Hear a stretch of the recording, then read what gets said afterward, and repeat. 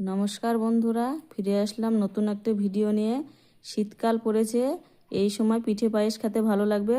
তার জন্য নতুন আমি একটি পিঠের আয়োজন করেছি, পাটিসাপটা পিঠে। পাটিসাপটা পিঠে করার জন্য প্রথমে পুরটা করতে হবে। তো আমি পুরটা করব ক্ষীরের। তো আমি কড়াই বসিয়ে দুধ দিয়ে দিলাম, দুধটা জাল করব। দুধটা জাল হতে হতে আমি এইদিকে গোলাটা বানিয়ে নিব। তার জন্য নিয়ে নিলাম 2 কাপ ময়দা, হাফ বাটি চালের গুঁড়ো, আর এই যে চিনি, 1 চিমটে নুন, মিষ্টির ব্যালেন্সটা ঠিক রাখার জন্য।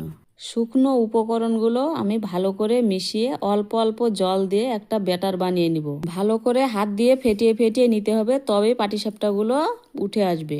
এখানে 1 ডাবু আমি নিলাম একটা বাটির মধ্যে। দুধ ঘন হয়ে গেছে, এবার খেজুরের গুড় দিলাম। খেজুরের গুড় দিলে ক্ষীরের টেস্টটা আরও বেশি ভালো লাগবে। এইবার একটু ফুড কালার দিয়ে দিলাম, ভালো করে মিশিয়ে নিব ডিজাইন দেওয়ার জন্য। এইদিকে ক্ষীরটা হয়ে গেছে, এইবার আমি নামিয়ে নিলাম।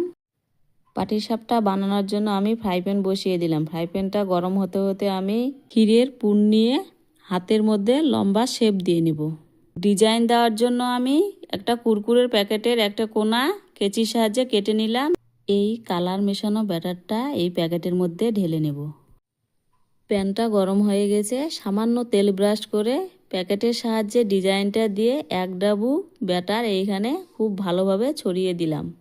এইবার ক্ষীরের পুরটা এক সাইড থেকে দিয়ে এইভাবে জড়িয়ে নেব আস্তে আস্তে।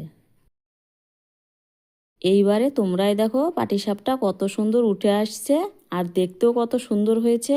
এইবার আমি তুলে নিলাম। এইভাবে আরেকটিও ভেজে দেখাচ্ছি।